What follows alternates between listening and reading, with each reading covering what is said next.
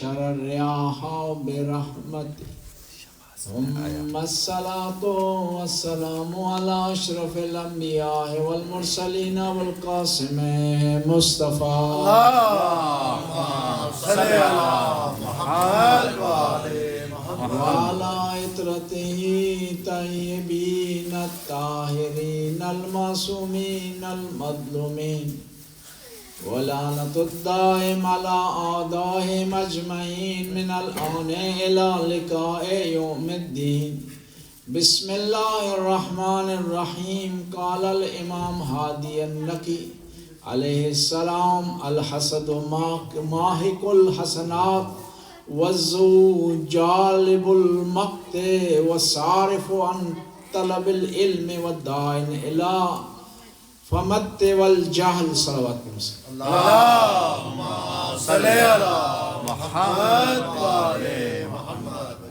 امام ہادی نقی علیہ السلام ارشاد فرماتے ہیں کہ حسد نیکیوں کو مٹا دیتا ہے، خود پسندی دشمنی لاتی ہے اور انسان کو علم حاصل کرنے سے روکتی ہے اور جہل کی طرف بڑھا دیتی ہے، اور بخل اور کنجوسی بہت برا اخلاق ہے، اور لالچ ایک بری خاصیت ہے۔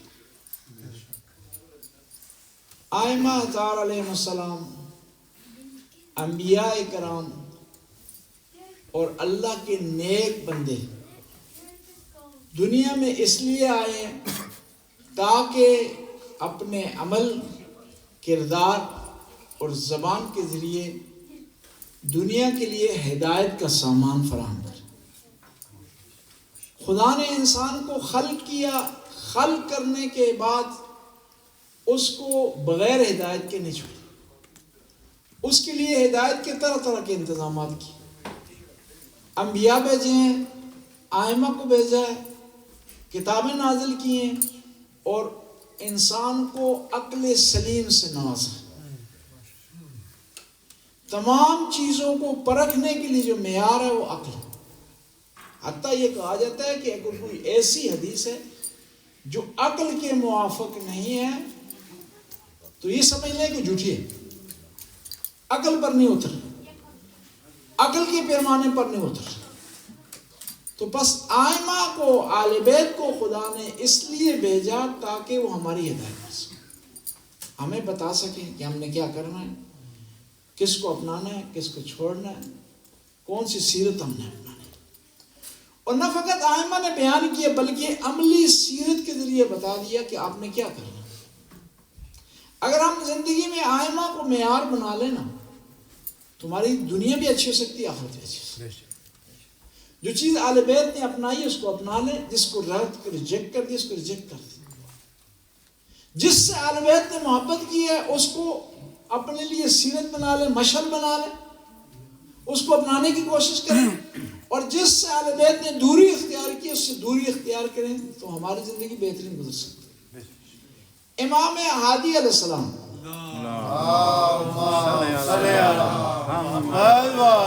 نقی علیہ السلام، امام ہادی کا اصل نام، امام نقی علیہ السلام کا اصل نام کیا ہے؟ علی۔ ہمارے ہاں پاکستانیوں میں مشہور ہے نقی اور ایرانیوں میں مشہور ہے ہادی، حالانکہ یہ دونوں امام کے لقب ہیں۔ ہادی کا معنی ہے ہدایت دینے والا، ہدایت کا راستہ دکھانے والا۔ نقی کا معنی ہے پاک اور صاف، نکاوہ کہتے ہیں نا جلا کو، خلوص کو، خالص ہونے کسی چیز کو۔ یہ دونوں امام کے کیا ہے؟ القاب ہے۔ نام کیا ہے؟ علی ابن محمد۔ اب عربوں میں یہ ہوتا تھا نا کہ والد کا نام ساتھ لیا جاتا ہے، ورنہ انسان کی پہچان نہیں ہوتی۔ علی 2 ہو سکتے ہیں، 4 ہو سکتے ہیں، 5 ہو سکتے ہیں، جب آپ نام لیں گے تو پتہ نہیں چلے گا کون سے علی کو پکار رہے۔ تو کیا ہے؟ نام کے ساتھ کیا جاتا ہے؟ علی ابن محمد، علی ابن الحسن۔ اب ائمہ میں جو ہے وہ کئی ہستیاں علی کے نام سے ہیں، اب والد کے نام کے ساتھ معین ہوتا ہے کہ کون سے علی۔ علی ابن ابی طالب، علی ابن الحسین، جی علی ابن موسیٰ، جی ہیں سارے علی ہیں. علی ابن ابی طالب کہیں گے تو امام علی مراد سے. علی ابن الحسین کہیں گے تو امام زین العابدین مراد ہیں سے. علی ابن موسیٰ کہیں گے تو امام رضا علیہ السلام مراد ہیں. علی ابن محمد کہیں گے تو اس سے امام نقی علیہ السلام مراد ہے. یہ آپ کا نام ہے. اب امام نقی علیہ السلام کی ولادت ہوئی مدینہ میں 5 رجب کو 214 ہجری آپ کی ولادت ہوئی.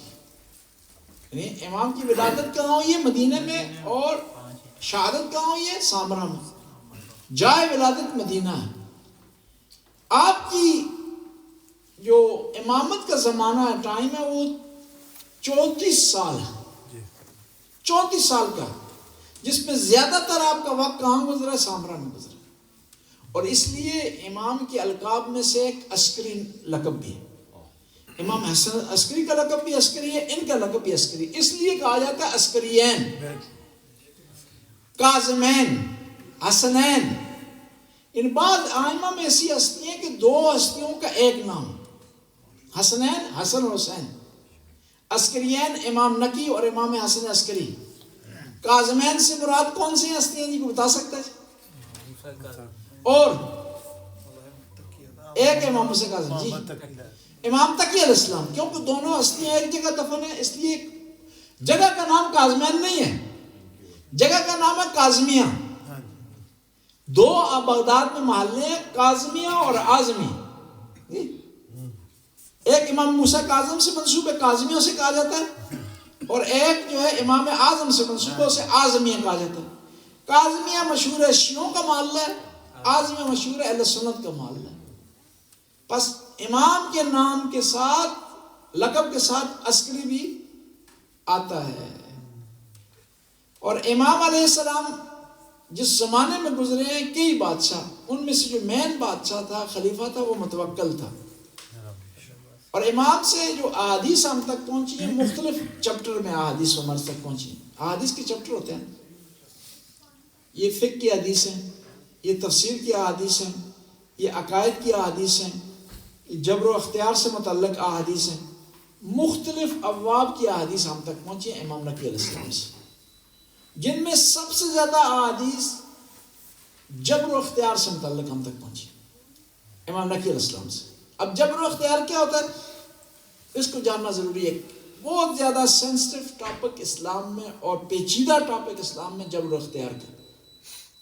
یعنی یہ جو کام ہم کرتے ہیں اس میں مسلمانوں کے 3 نظریے ہیں. جو کام کرتے ہیں، کسی نے نماز پڑھی ہے، کسی نے روزہ رکھا ہے، کسی نے حج پہ جانا ہے، خدا نہ خواستہ کوئی گناہ کی ہے، غلطی کی ہے، مسٹیک کی ہے، اس کے پیچھے بیک پر کیا ہے؟ 2 نظریے، جبر ہے یا اختیار ہے. 3 نظریے مسلمانوں کے اس بارے میں. ایک نظریہ یہ ہے کہ انسان فلی خود مختار ہے، 100%. ہر کام جو کرتا ہے وہ خود کرتا ہے، خدا کا اس میں کوئی دخل و تصرف نہیں ہے. ایک یہ نظریہ. اس نظریے کے جو لوگ حامی ہیں، پیروکار ہیں، ان کو کہا جاتا ہے معتزلہ. آپ نے جو کام بھی کیا آپ نے خود کیا ہے. نعوذ باللہ، اللہ فارغ ہے، نعوذ باللہ جی، اللہ کا کوئی دخل نہیں ہے انسان کے کام میں. بس اللہ نے انسان کو بنا دیا اور اس کو اسی کے اختیار پر چھوڑ دیا. اب کوئی کنیکشن نہیں ہے جی. اور اسی سے خود شیعہ میں ایک گروہ نکلا ہے جسے مفوضہ کہا جاتا ہے. مفوضہ کا یہی نظریہ شیعوں کے اندر کہ اللہ تعالیٰ نے اس دنیا کو خلق کرنے کے بعد اہل بیت کے حوالے کر دیا. خود جو ہے وہ کیا ہے؟ نعوذ باللہ فارغ ہے. انہیں کہا جاتا ہے مفوضہ. اور ان میں سے کچھ لوگ ابھی بھی ہیں کویت میں، حقاقی گروپ جو ہے، یہ شیخی گروپ بھی انہیں کہا جاتا ہے. وہ 3 نام ہیں، انہیں مفوضہ کہتے ہیں، حقاقی کہتے ہیں، شیخی گروپ. شیخ احسائی ان کا بانی ہے. یہ گروپ شیعوں میں نکلا جس نے کہا کہ نعوذ باللہ سارے کام اہل بیت کرتے ہیں، اللہ کا کوئی اس پہ دخل نہیں، اختیار نہیں. اور یہ شرک ہے، یہ شرک ہے. خدائی کاموں میں کوئی بھی اس کا شریک نہیں. رازق ہونے میں اللہ کا کوئی شریک نہیں. ہاں وسیلہ رزق ہو سکتے ہیں اہل بیت، اور بہترین وسیلہ ہے رزق کا. مارنا اور زندہ کرنا صرف خدائی کام ہے, کوئی اور اس میں دخل نہیں کر سکتا. اگر ہوگا بھی تو اللہ کے اذن سے. قم باذن اللہ, اذن خدا کا اختیار اس کا ہے, اس نے اپنا اختیار ان کو دیا ہے. بس پیاز کر رہا تھا کہ مسلمانوں میں 3 نظریے ہیں, معتزلہ کا, اشاعرہ کا اور امامیہ کا. معتزلہ کا نظریہ یہ ہے کہ انسان فلی خود مختار ہے, خدا کا اس پہ کوئی دخل نہیں. اشاعرہ کا نظریہ یہ ہے کہ انسان جو سارے کام کرتا ہے نا وہ اللہ کی طرف سے ہے, انسان کا کوئی اختیار نہیں. یعنی جو ہم نے گناہ کی ہے, غلطی کی ہے, خطا کی ہے, خدا نے کروائی ہے. اگر کسی نے کسی کو قتل کیا, خدا نے کروایا. اگر کسی نے کوئی گناہ کیا ہے, غلط کام کیا ہے, کسی کا مال کھایا ہے, کسی پر زیادتی کی ہے, کسی کی غیبت کی ہے, کسی پر تہمت لگائی ہے, یہ اس نے نہیں کی, خدا نے اس سے کروائی. ہم جو امامیہ ہیں, ہمیں جو ہے وہ عدل جو ہے وہ عادلہ بھی کہا جاتا ہے, کیونکہ عدل کے قائل ہیں, عدل خدا کے قائل ہیں. کیا ہے, ہم یہ کہتے ہیں کہ انسان جو سارے کام کرتا ہے یہ خدا اس سے نہیں کرواتا, خود وہ کرتا ہے. لیکن ایسا بھی نہیں ہے کہ انسان سارے کام خود کرے اور خود مختار ہو جائے, اللہ کا دخل نہ ہو. کیوں کہ اللہ کی 2 صفتیں ہیں, قادر اور عادل. ان دونوں صفتوں کا ہم نے خیال رکھنا ہے. اللہ کی 2 صفات ہیں, قادر اور عالم. یہ بھی نہیں ہو سکتا کہ ہم کہیں کہ خدا قادر نہیں ہے, یہ بھی نہیں سے کہہ سکتے کہ خدا عادل نہیں ہے. بس جب خدا کی 2 صفتیں, 2 صفات, اوصاف, قدرت اور علم, قدرت اور عدل کو ساتھ رکھیں گے تو پھر نتیجہ نکلے گا. یہ ہو نہیں سکتا کہ غلطی وہ ہم سے کروائے اور سزا بھی ہمیں دے کہ اس کے عدل کے خلاف. اور یہ ہو نہیں سکتا کہ ہم کوئی کام کریں اس کی قدرت سے خارج ہو, کیونکہ وہ قادر ہے. بس دونوں صفتوں کا خیال رکھیں گے تو ہم یہ کہیں گے کہ انسان 100% خود مختار بھی نہیں ہے اور 100% مجبور بھی نہیں ہے. امیر المومنین علیہ السلام سے کسی نے سوال کیا, اللہم صلی علی محمد و آل محمد, کہ مولا بتائیں کہ کتنا انسان خود مختار ہے اور کتنا مجبور ہے. تو وہ آدمی سادہ سا تھا, اسے فلسفے کی پیچیدگیوں کا پتہ نہیں تھا, سادہ آدمی تھا. اس کی فہم و فراست کے مطابق امام نے جواب دیا, کیونکہ معصوم فرماتے ہیں نا کلم الناس علی قدر عقولہم, کہ لوگوں سے ان کی عقل کے مطابق بات کرو, ان کی عقل کے مطابق بات کرو. امام نے فرمایا کہ اپنا ایک پاؤں اٹھا. اس نے اٹھا لیا آسانی سے, مشکل بھی نہیں تھی. کہا اب دوسرا اٹھا. کہا نہیں اٹھا سکتا, اٹھاتا ہوں تو گر جاتا. امام نے فرمایا جتنا تو ایک اٹھا سکتا ہے, اٹھا سکا ہے, اتنا خود مختار ہے تو, اور جو نہیں اٹھا سکے اتنا مجبور ہے. بس ہمارا یہ نظریہ ہے جبر و اختیار سے متعلق کیا ہے کہ خدا بند تعالیٰ عادل بھی ہے اور قادر بھی ہے, اور ہم اسی بنیاد پر کہیں گے کسی حد تک انسان خود مختار ہے اور اس سے آگے انسان مجبور ہے. اور 100% انسان کیا مجبور بھی نہیں ہے. ایک دفعہ امام ابو حنیفہ درس دے رہے تھے, تو درس میں انہوں نے کہا کہ یہ جو سارے کام ہے نا یہ اللہ انسان سے کرواتا ہے, انسان کو اس میں دخل نہیں. پھر انہوں نے درس میں آگے بڑھ کر کہا کہ شیطان کیا آگ سے بنا ہوا, اور جہنم میں کیا ہوگی, آگ کو جلا سکتی ہے, نہیں جلا سکتی, شیطان پر اثر نہیں کرے گی. یہ درس دیا انہوں نے. وہیں سے بیلول گزر رہے تھے, انہوں نے مٹی کا ڈھیلا اٹھایا, یہ پتھر دے مارا اس کو جی, وہ اس کو تکلیف ہوئی. صحیح دوڑتا دوڑتا بادشاہ کے پاس ہے, ہارون رشید کے پاس, کہ تم میں کہتے ہو کہ دیوانہ ہے, اس نے تو آج مجھے مارا ہے ٹھیک ٹھاک. صحیح, وہ بعض کو ہوتے ہیں نا, بعض کو دیوانے لوگ ہوتے ہیں اپنے منافع کے لیے. جس طرح وہ ایک دفعہ کہتے ہیں ششتینی چلا گیا پان چکی پر, یہ آٹا پسوانے کے لیے. یہ پرانے زمانے میں ہوتی تھی, پانی سے چلتی تھی نا. آج کل مشینیں آ گئی ہیں, جنریٹر آ گئے ہیں, دوسرے معاملات آ گئے. تو لوگ جاتے تھے باری میں, وہاں کھڑے ہو جاتے تھے, اپنے وہ دانے رکھ کر کے گندم وغیرہ رکھ کر کے باری میں لائن میں لگا کر کے کب باری آئے گی تو پسوائے جائیں گے. اور پھر جب گندم کی فصل ہوتی تھی رش بہت ہوتی تھی جی, فصل پہ لوگ ہر کوئی آدمی کوشش کرتا ہے کہ وہ تازہ تازہ آٹا لے جی, فریش اس سال کی گندم ہے. اب وہ شیخ چلی صاحب وہاں چلے گئے یا مولانا نصیر الدین تھے, ان میں سے کوئی ایک ہی کریکٹر ہے جی, نام مختلف ہو سکتے ہیں, کریکٹر ایک ہے.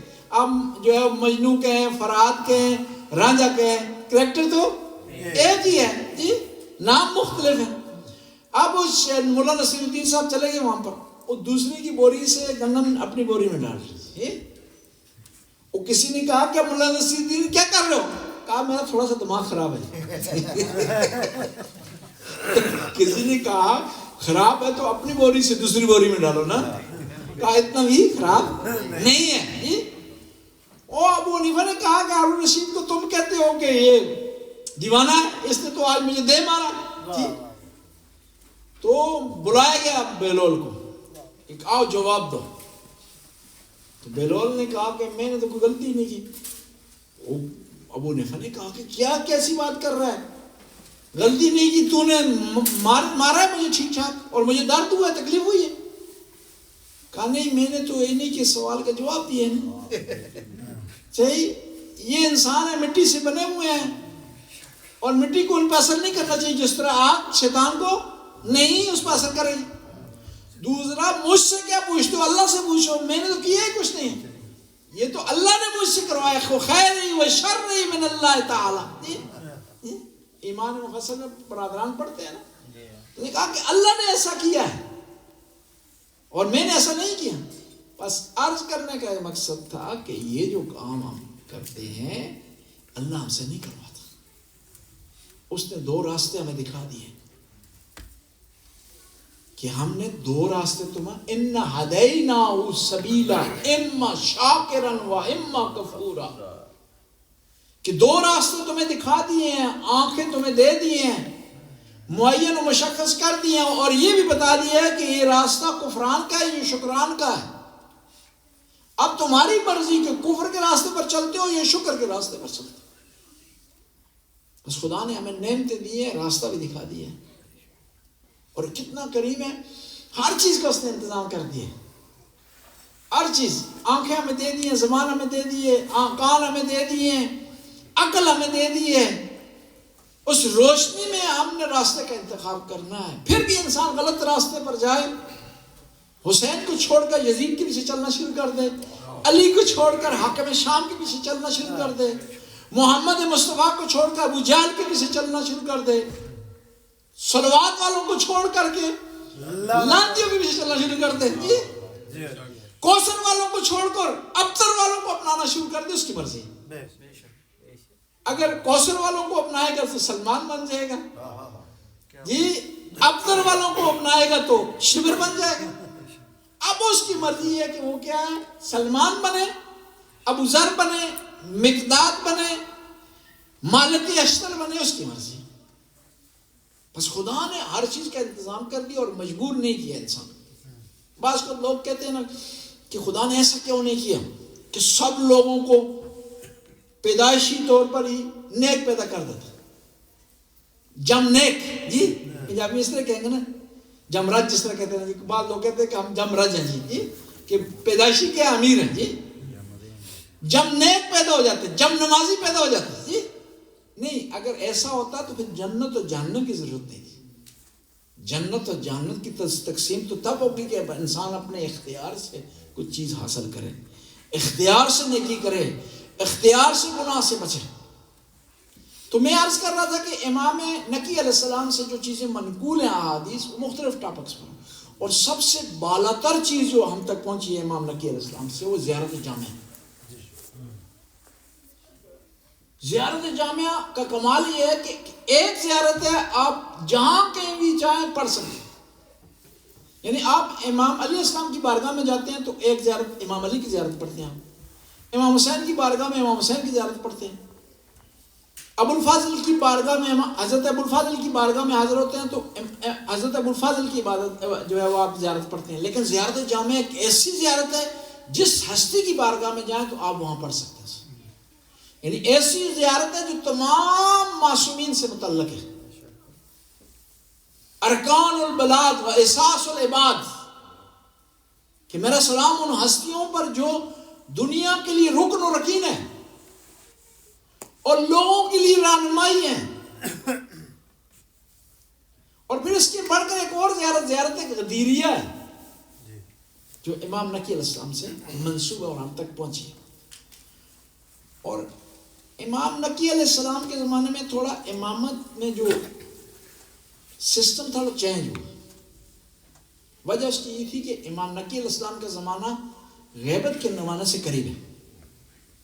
امام نقی کے بعد امام حسن عسکری ہے، اس کے بعد غیبت کا زمانہ شروع ہو جاتا. تو امام نے وکلا مقرر کیے تھے اپنے دو وجہ سے. ایک تو یہ ہے کہ غیبت کے زمانے میں تاکہ لوگ سیکھ جائیں، جب امام نہیں ہوگا تو انہوں نے کس سے توسل کرنا ہے، کہاں سے رہنمائی حاصل کرنی ہے، کہاں سے انہیں ہدایت حاصل کرنی ہے. ایک دوسری وجہ تھی کہ امام نقی علیہ السلام پر سخت پابندیاں تھیں. عسکر یعنی عسکر میں رہ رہے تھے، یعنی فوجی چھاؤنی میں رہ رہے تھے. اس لیے امام نے اپنے وکلا مقرر کیے تھے، نمائندے مقرر کیے تھے کہ اگر کسی کو کوئی مسئلہ ہو، کوئی فتویٰ لینا ہو، کوئی شرعی جواب لینا ہو، وجوہات کا معاملہ ہو، تو ان وکلا سے رابطہ کیا جائے. اس لیے امام نقی علیہ السلام نے اپنے وکیل مقرر کیے مختلف جگہوں پر. اور آج کے تہران میں اس زمانے کا رے یا راضی، یہ تین نام ہیں، ایک ہی جگہ کے نام ہیں. زمانے تبدیل ہونے کی وجہ سے نام تبدیل ہوئے ہیں. جس طرح مشہد کا پرانا نام تھا طوس، ہم زیارت میں پڑھتے ہیں نا امام رضا علیہ السلام ایو المدفون بارض طوس، لیکن اب جو ہے وہ طوس مشہد سے باہر ایک محلے کا نام ہے. اس جگہ کا نام کیا ہو گیا؟ مشہد. اس لیے عرض کرنے کا مقصد یہ ہے کہ جگہ کے نام مختلف عنوان سے تبدیل ہوتے رہتے ہیں. رے کے علاقے میں یا آج کے تہران میں یا رازی میں امام نقی علیہ السلام کے وکیل کون تھے؟ عبدالعظیم حسنی. تہران میں آپ جب جاتے ہیں ان کی زیارت کرتے ہیں. اور کہا گیا ہے کہ جو آدمی امام حسین کی زیارت کے لیے نہ جا سکے تو وہ اگر عبدالعظیم حسنی کی زیارت کرنے کے لیے جائے تو اس کو کربلا کی زیارت کا ثواب ملے گا. اور یہ عبدالعظیم حسنی وہ ہستی ہیں کہ جو امام کی خدمت میں حاضر ہوئے ہیں اور اپنے عقائد کو پیش کیے امام نقی کے سامنے میں، اور پھر امام سے تائید لی اپنے عقائد کی. اور ہمارے لیے ایک درس چھوڑا ہے، کہیں بھی آپ کو شک ہو اپنے عقائد میں نا تو کسی معتبر عالم دین کے سامنے اپنے عقائد کو پیش کریں اور اس سے تائید دیں کہ میرا یہ عقیدہ ہے اہل بیت سے متعلق، میرا یہ عقیدہ ہے خدا سے متعلق، میرا عقیدہ یہ ہے صفات سلبیہ اور ثبوتیہ سے متعلق، کیا یہ میرا عقیدہ صحیح ہے؟ تائید دیں تاکہ آپ کا عقیدہ صحیح ہو. کیوں؟ عقیدہ اگر صحیح نہیں ہے تو اعمال قبول نہیں ہوں گے. عقیدہ غلط ہے تو کتنی نمازیں آپ پڑھتے رہے نا اس کا کوئی فائدہ نہیں.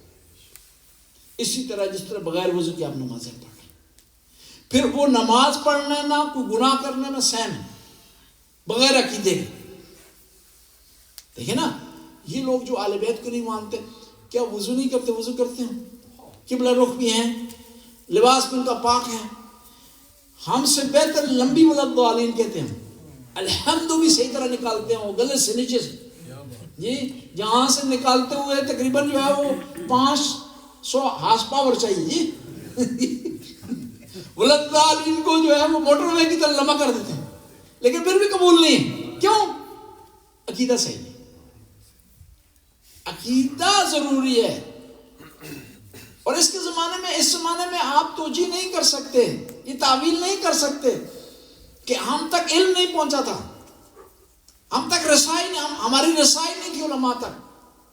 یہ علماء تک بھی رسائی ہے، علم بھی آپ کے پاس ہے، پھر بھی آپ کا عقیدہ غلط ہے تو پھر آپ کی عبادت قبول نہیں. اور جب ہم یہ کہتے ہیں نا عقیدہ غلط، اس سے مراد صرف وہابی یہ لوگ نہیں ہوتے.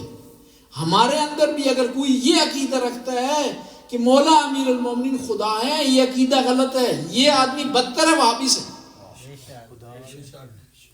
کوئی آدمی یہ عقیدہ رکھتا ہے وہ صفات جو خاص اللہ کے ساتھ وہ آئمہ میں کسی عیب کے ساتھ میں پائی جاتی ہیں تو یہ بھی شرک ہے.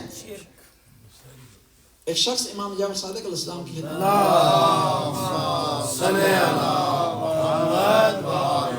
اور مولا بتائیں کہ غالی زیادہ گناہ گار ہے یا ناسبی؟ امام نے فرمایا دونوں گناہ گار. کہا زیادہ بتائے کون؟ امام نے فرمایا غالی. غالی کون ہے؟ جو آل بیت کا مقام بڑھاتے ہیں. اس سے پتہ چلتا ہے کہ آل بیت سے بڑا سچا کوئی نہیں.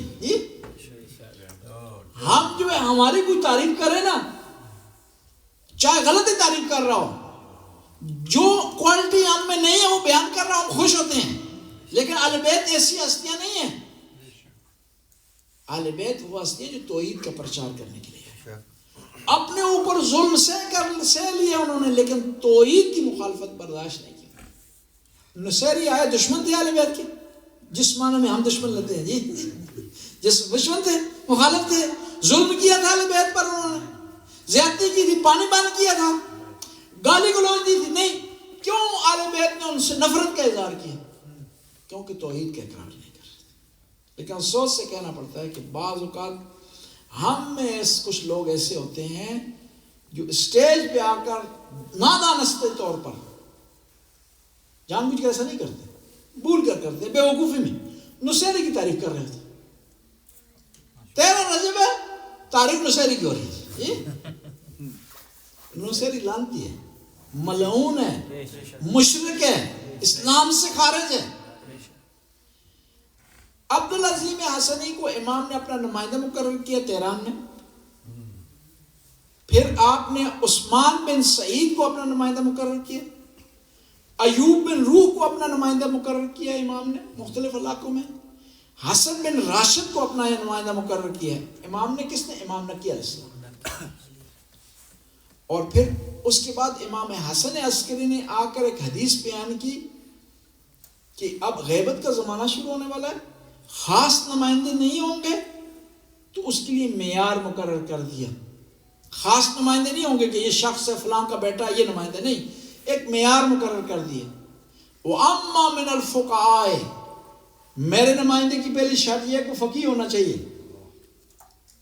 صَائِنًا لِلنَّفْسِ، ایسا نمائندہ ہوگا جو فقیہ ہو اور پھر اپنے نفس کو گناہ سے بچائے، نفس سے امارہ سے بچائے،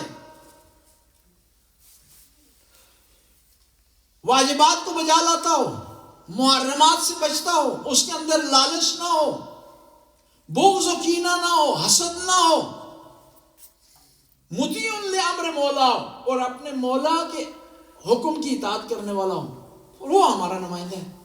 ایک کلی معیار دے دیا، ایک جنرل معیار دے دیا امام نے. کس نے؟ امام حسن عسکری. اور اس معیار کو اپناتے ہوئے بنیاد رکھی گی کس کی؟ اجتہاد و تقلید کی. مجتہد کے لیے شرائط میں سے یہ شرائط ہوتی ہے جو امام حسن عسکری کی حدیث میں ہے. وَأَمَّا مِنَ الْفُقَهَاءِ صَائِنًا لِلنَّفْسِ مُطِيعًا لِأَمْرِ مَوْلَاهُ، یہ شرائط اس میں پائی جاتی ہیں. اس لیے ہم کہتے ہیں مجتہد جامع الشرائط، کہ ایسا مجتہد جس کے اندر تمام مکمل کنڈیشنز پائی جاتی ہوں، کمپریہنسو کنڈیشن پائی جاتی ہے، اس کی تقلید کی جا سکتی ہے. یہ نہیں ہے کہ ہر آدمی کو آپ جو بھی آپ کے ذہن میں آئے آپ کی پسند کا اسے آپ مجتہد کریں. اور یہ بھی یاد رکھیں، آپ تقلید اس بنیاد پر تبدیل نہیں کر سکتے کہ کیونکہ مجتہد نے آپ کی مرضی کا فتویٰ نہیں دی، میں تقلید تبدیل کر رہا ہوں. کیوں؟ مسئلہ یہ ہے کہ یہ مجتہد تھوڑا سخت ہے، یہ کہتا ہے 21 گھنٹے کا روزہ رکھو، لہذا میں رجوع کر رہا ہوں دوسرے کی طرف جو کہ 17 گھنٹے کا. یہ معیار نہیں ہے، معیار علم ہے.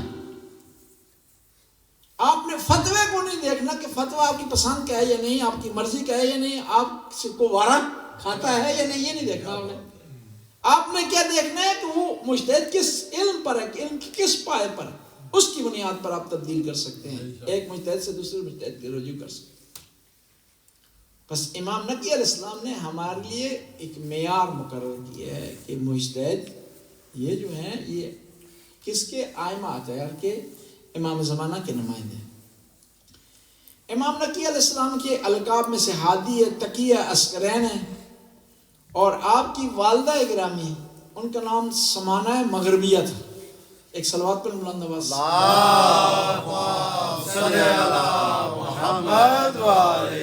اور کنیت ہے آپ کی امام نقی علیہ السلام کی ابو الحسن سیوم.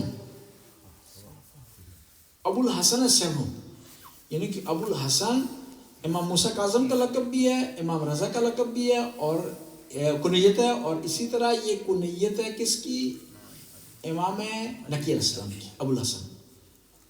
کنیت بھی دو بنیاد پر, القاب بھی دو بنیاد پر ہوتے تھے آئمہ کے. ایک لقب خدا کی طرف سے یا اپنی صفات کی وجہ سے. کنیت بھی دو بنیاد پر, یا اس وجہ سے کہ ان کے بیٹے کا نام ہوتا تھا اس بنیاد پر کنیت ہوتی تھی.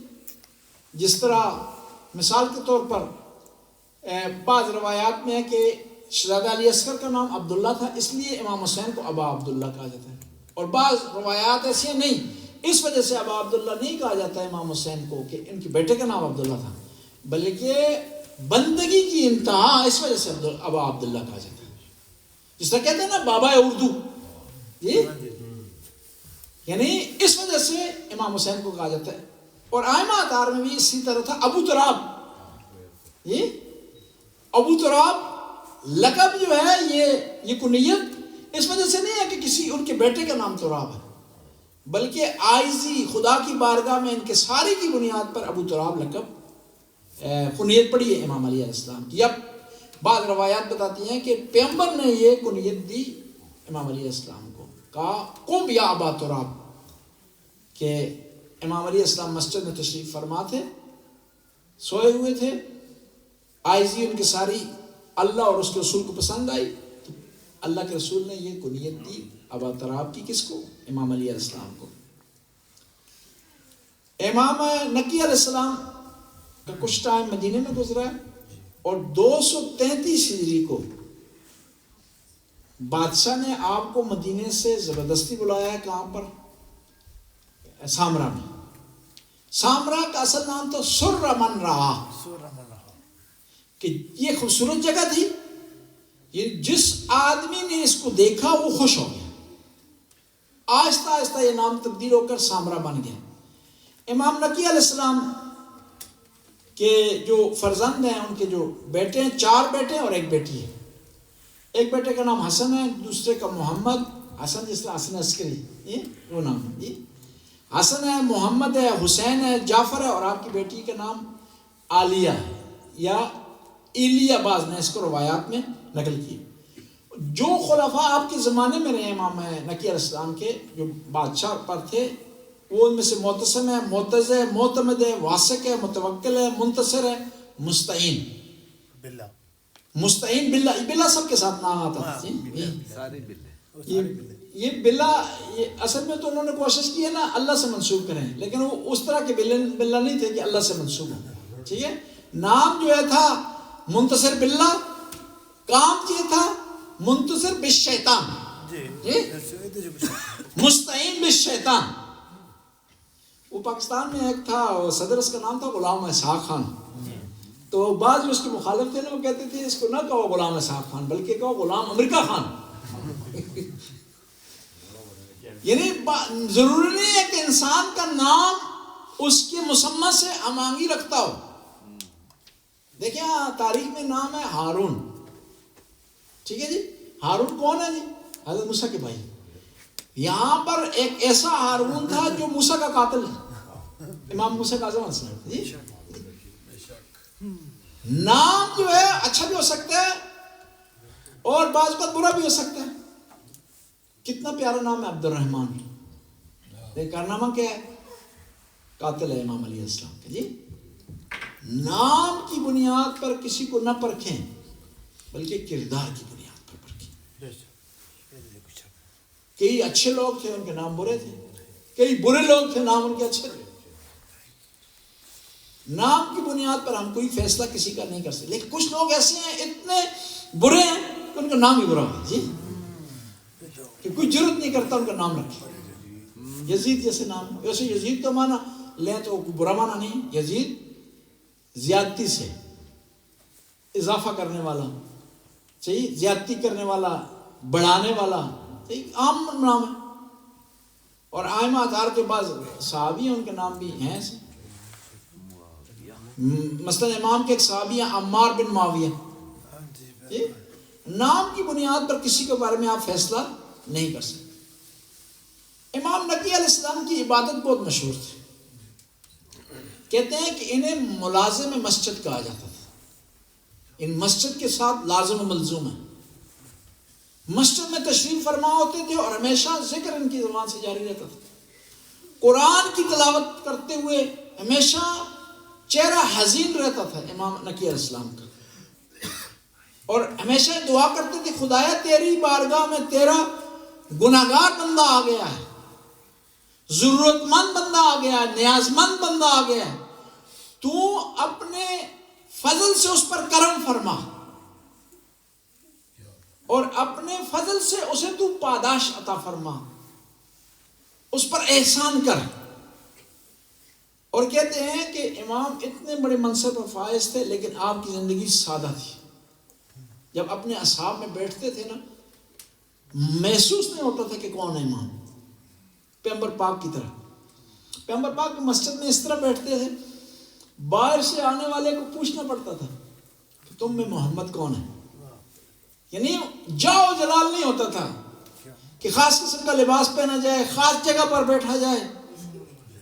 اس لیے کہا جاتا ہے نا کہ جب آپ آتے ہیں امام بارگاہ میں، آپ کو جہاں کہیں جگہ مل جائے نا وہیں بیٹھ جائیں، جگہ کی توقع نہ کریں کہ آپ کو خاص جگہ ملے۔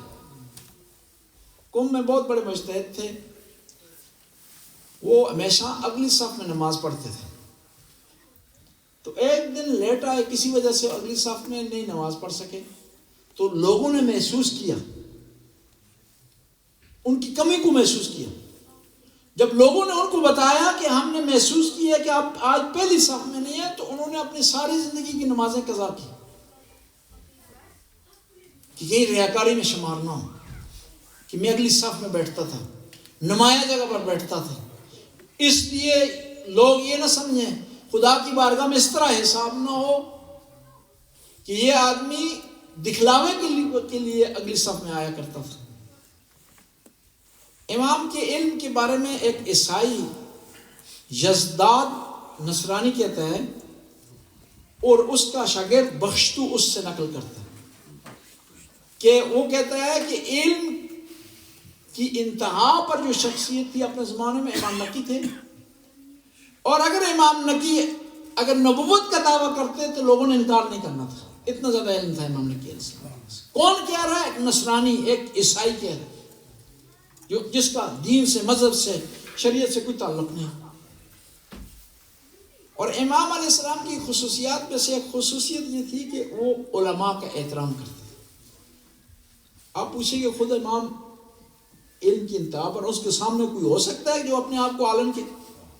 یہ ممکن ہے نہیں، وہ علماء جو مذہب حقہ کا دفاع کرتے تھے، جب آپ کی محفل میں آتے تو امام اپنی جگہ سے کھڑے ہو جاتے، چل کر جاتے، تو بعض لوگوں نے اعتراض کیا کہ یہ اپنا رسول اللہ، آپ کیوں چل کر جا رہے ہیں، اتنا احترام کیوں کر رہے ہیں؟ کہا یہ وہ شخص ہے جو ہمارے مذہب کا دفاع کرتا ہے مناظروں میں، اور ہمارے مذہب کی، ہماری خاندان کی حقانیت کا دفاع کرتا ہے، اس لیے اس کا احترام میں اپنے لیے ضروری سمجھتا ہوں۔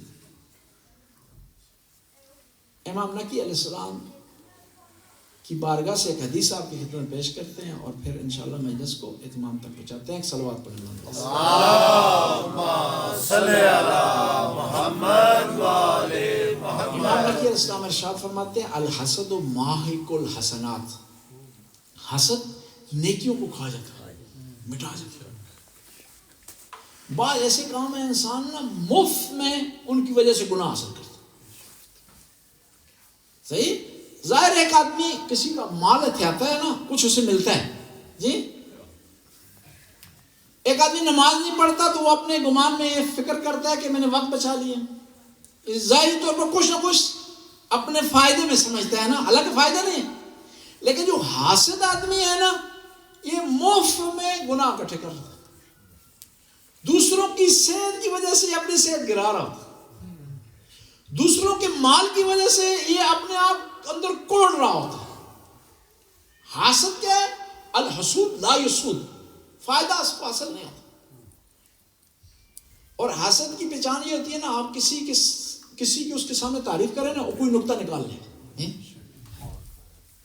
وہ ایک دفعہ مجھے محمد نے آ کر بتایا کہ یہاں مسلسل 3-4 دفعہ ہم نے کلمہ لوگوں کو پڑھایا نا، تو اس کی فلم بنائی یوٹیوب پہ چلا. کسی عالم دین کے سامنے کہا کہ مولانا زوار نے کلمہ پڑھا دیا. مولانا نے کہا فوراً وہ کلمہ جی غلط پڑھایا جی، کلمہ شہادت پڑھانا چاہیے تھا. محمد نے مجھے بتایا کلمہ شہادت پڑھانا چاہیے تھا.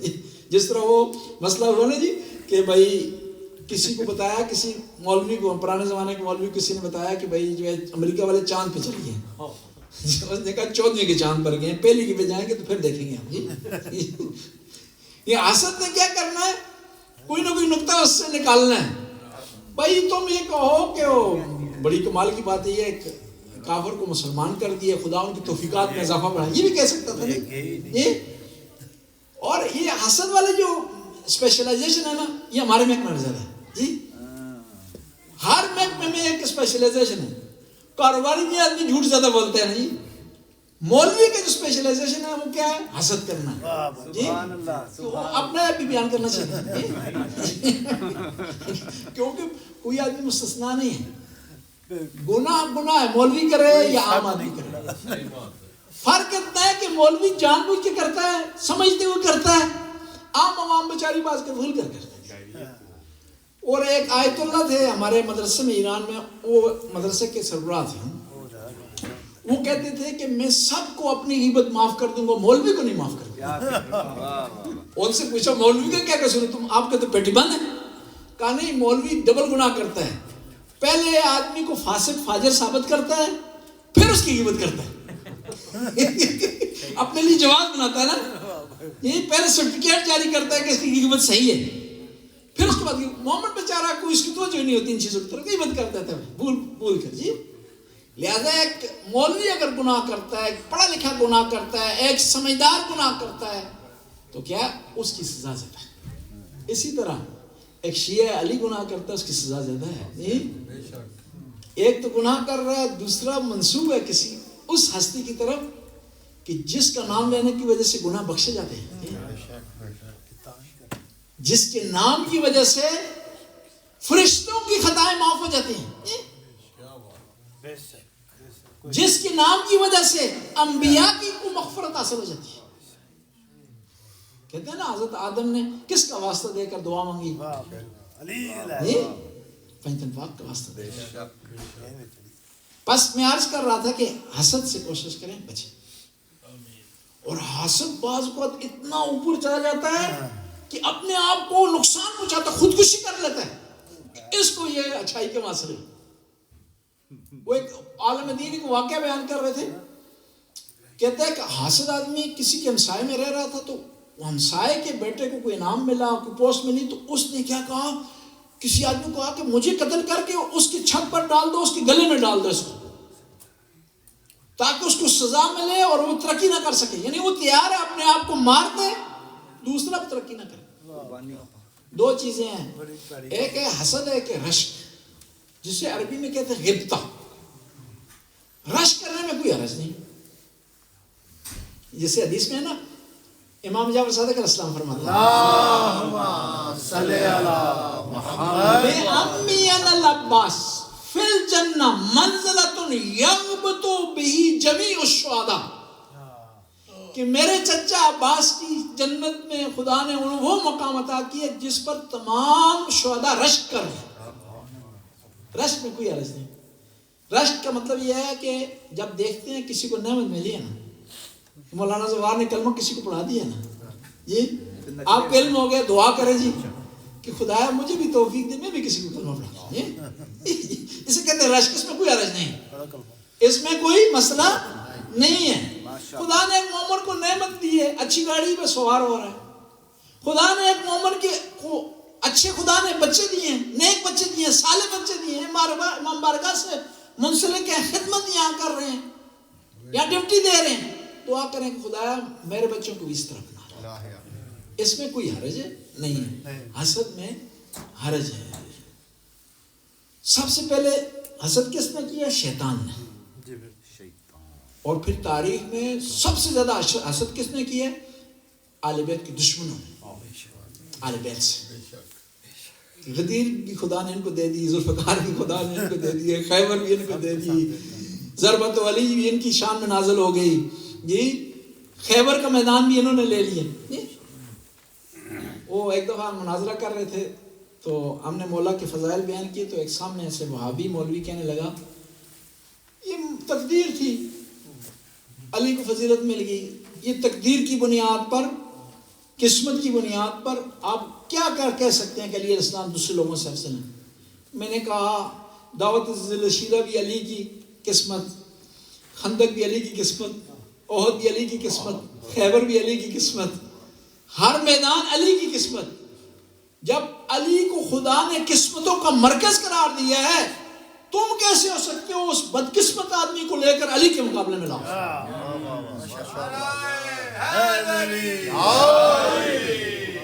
اور حاسد جو سب سے بڑا گناہ کر رہا ہوتا ہے نا، اللہ کے فیصلے پر اعتراض کر رہا ہوتا ہے۔ یہ کسی مومن کو اگر نعمت ملی ہے، کس نے دی ہے؟ اللہ نے دی ہے، اس کے فیصلے پر اعتراض کر رہا ہے۔ اور اللہ کے فیصلے پر اعتراض کرنے والا کون ہوتا ہے؟ شیطان۔ مولا علی کو فضیلت دی، اللہ نے فیصلہ کیا ہے۔ جن لوگوں نے اعتراض کیا، مقابلے میں آئے ہیں، غدیر کے مقابلے میں میدان سجایا، تو اللہ کے فیصلے پر اعتراض کر رہے ہیں، اور اللہ کا کوئی مقابلہ نہیں کر سکتا۔ پھر امام فرماتے ہیں الزاہو جالب المقت، خود پسندی، غرور کیا ہے؟ دشمنی لاتا ہے۔ اور کیا صارف عن طلب العلم، طلب العلم، خود پسندی انسان کو علم حاصل کرنے سے روک لیتی ہے۔ آپ کوئی شرعی مسئلہ لا کے صرف یہ ہے کہ کوئی میں اگر مسئلہ پوچھوں گا تو لوگ کہیں گے کہ یہ ان پڑھ ہے، اپنے آپ کو بڑا سمجھ رہے ہیں نا، تو کیا یہ انسان کو کیا ہے؟ علم سے دور کر دیتا ہے۔ بہت بات کئی دفعہ ایسا ہوتا ہے غلط لوگ عمل کر رہے ہوتے ہیں اس وجہ سے کہ غرور، تکبر ان کو اجازت نہیں دیتا کہ وہ مسئلہ پوچھتے میں جو ہے وہ کوئی حرج نہیں ہے۔ حرج اس میں ہے کہ غلط آپ عمل کریں، حرج اس میں ہے کہ غلط نماز پڑھیں، حرج اس میں ہے کہ آپ دوسرے وضو غلط کر رہے ہوں، پوچھنے میں کوئی حرج نہیں ہے۔ پشاور مدرسے میں ہم تھے تو وہاں مومن باز کو آتے تھے سوال پوچھنے کے لیے نا، ایک طالب علم نیا نیا آیا وہاں پر، تو دو دن ہوئے نہیں اس نے تو جواب دینا شروع کر دیا اس نے، وہ غلط جواب دے دیا ایک مومن کو۔ اس نے ہم نے پکڑ لیا تمام طالب علموں نے کہ بھائی یہ غلط، اس نے کہا پوری زندگی میں ایک دفعہ کسی نے مجھ سے مسئلہ پوچھا تھا وہ بھی جواب نہ دیتا جی، بس کوئی خالی ہاتھ پلٹا دیتا نہیں۔ خاموش رہنا اور یہ کہہ دینا مجھے نہیں آتا، یہ بہتر ہے اس کے غلط جواب دیا جائے۔ بے شک مولا امیر المومنین فرماتے ہیں لا ادری نصف العلم، اگر آپ کو نہیں آتا اور کہہ دیتے مجھے نہیں آتا، آپ کے پاس آدھا علم ہے، کم از کم اپنی لا علمی کا علم ہے آپ کو۔ بہت بڑے آیت اللہ تھے، آیت اللہ طباطبائی، علامہ طباطبائی، جنہوں نے تفسیر لکھی ہے المیزان۔ وہ ایک دفعہ گلی سے گزر رہے تھے تو سامنے سے ایک آدمی آیا، اس نے مسئلہ پوچھا تو انہوں نے کہا مجھے نہیں آتا۔ وہ آدمی بھی ڈیڑھ سا تھا، کہا کہ اتنا بڑا امامہ رکھا ہوا تمہیں مسئلہ نہیں آتا؟ انہوں نے کیا کیا؟ اتار کا اس کے سر پر رکھ دیا، لے جی ان کو جواب دے، امامہ بڑا ہونے والا کوئی مسئلہ حل ہوتا ہے، حل کر دو جی۔ یہ نہیں دیکھنا آپ نے کسی کا امامہ چھوٹا ہے بڑا ہے۔ ممکن ہے بعض آدمی کچھ ایسے افراد ہوں جن کا امامہ بھی نہ ہو ان کے ساتھ، علم ان کے پاس زیادہ ہو، یہ بھی ہو سکتا ہے۔ اور کچھ ممکن ہے ایسے ہوں جنہوں نے ویسے امامہ رکھ دیا ہو، علم نہ ان کے پاس، یہ بھی ہو سکتا ہے۔ اور یہ یاد رکھیں، یہ بڑی اچھی خصوصیت ہے ایرانی علماء میں کہ جب مسئلہ نہیں آتا نا فوراً کہہ دیتے، بے دھڑک کہہ دیتے۔ بعض دوسرے ممالک کے بعض علماء، سارے نہیں، وہ ان سے مسئلہ پوچھے نہ بھی آتا ہو نا کچھ جو ہے وہ جس طرح ہوتا ہے پاکستان میں ریسٹورنٹ پہ کھانا نہ ہو تو کچھ نہ کچھ بنا کر پیش ہی کر دیتے ہیں۔ ایسا نہیں ہونا چاہیے، واضح کہہ دیں۔ آپ نے کہہ دیا ہے نا کہ نہیں آتا نا، اس کے لیے بھی آسانی ہے، آپ کے لیے آسانی، وہ کسی اور سے پوچھ لے گا۔ غلط راستے پر نہیں چلے. یہ اسی طرح ہے کہ آپ کو ایڈریس کا پتہ نہیں ہے، ویسے کسی کو کچھ نہ کچھ بتا دیں. واضح جب کہہ دیں گے کہ مجھے نہیں پتا ایڈریس کا، وہ بیچارہ کسی اور سے پوچھے گا، ٹائم تو اس کا ضائع نہیں ہوگا نا. جب اس کا ٹائم ضائع ہوگا آپ بھی اس کے ساتھ جو ہے وہ شامل ہو جائیں گے، اور آپ گویا گناہ کر رہے ہیں، غلط آپ کو اس راستہ بتایا، اس کا ٹائم آپ نے ضائع کیا ہے. اللہم صلی علی محمد وعلی محمد یا علیم یا علیم یا غفور یا رحیم. خدا اس کلیل سے عبادت کو قبول و منظور فرما، ہمارے گناہوں سے درگزر فرما، نیک کام کرنے کی توفیق عطا فرما، برائیوں سے محفوظ رہنے کی توفیق عطا فرما. یا اللہ حاضرین کی توفیقات میں اضافہ فرما، رزق میں وسعت عطا فرما، اولاد کو نیک اور صالح بنا، مرحومین کی مغفرت فرما، ان کے درجات کو بلند فرما. یا اللہ شیعان حیدر قرار جہاں کی انہیں اپنے حفظ و امان میں حفظ و امان عطا فرما. خاص طور پر اسنار کے مومنین کو خدایا ان کی حفاظت فرما، انہیں اشرار کے شر سے محفوظ فرما، دہشت گردوں کی دہشت گردی سے محفوظ فرما. یا اللہ ہمیں توفیق دے جتنی خدمت ہو ہم ان کے حق میں کر سکیں. یا اللہ تو غفور رحیم اور رحم کرنے والا ہے، کرم کرنے والا ہے. جو قافلے پارسنار کی طرف روانہ ہو رہے ہیں ان قافلوں کو منزل مقصود تک پہنچا. یا اللہ زمانے کے امام کے ظہور میں تعجیل فرما، ہمیں امام کے انصار میں سے قرار دے. ربنا آتنا فی الدنیا حسنہ وفی الآخرۃ حسنہ وقنا عذاب النار. اللہم صلی بند کر دیں.